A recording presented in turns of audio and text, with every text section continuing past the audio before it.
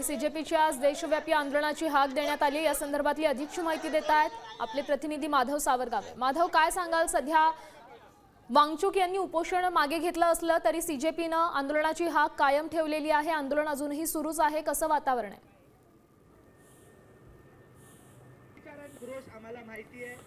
एक तर आज देशभरामध्ये सगळ्यांनी एकत्र येऊन आंदोलन करावं, आपापल्या गावामध्ये आंदोलन करावं असं सीजेपीने काल सांगितलं होतं आणि त्यानुसार प्रत्येकजण करतील अपेक्षा सीजेपीच्या सगळ्या कार्यकर्त्यांना आहे। आणि सगळ्यात महत्त्वाचं म्हणजे काल रात्री उशिरा सोनम वांगचुक यांनी जरी उपोषण मागे घेतलं असलं तरी सीजेपी मात्र आपल्या मागण्यांवर ठाम आहे। आणि त्यासाठी देशभरातले जे तरुण दिल्लीमध्ये दाखल झालेले आहेत, वेगवेगळ्या राज्यातून जे तरुण दाखल झाले आहेत ते अजूनही दिल्ली सोडायला तयार नाही आहेत। त्यामुळं आत्ता सरकार आज संसदेमध्ये अधिवेशनामध्ये काय नेमकं चर्चा करतं, त्याचबरोबर या विद्यार्थ्यांचं समुपदेशन किंवा या विद्यार्थ्यांना काय सांगतं हे पाहणं तितकंच महत्त्वाचं आहे।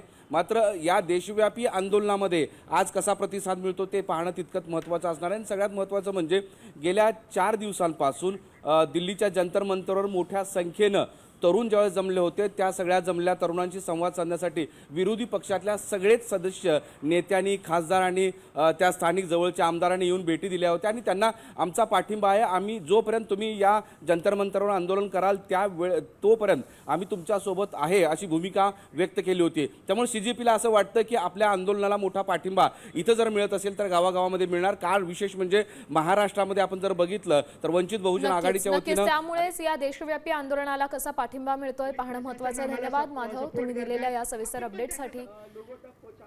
और मेरे साथी जो पीछे साइड में खड़े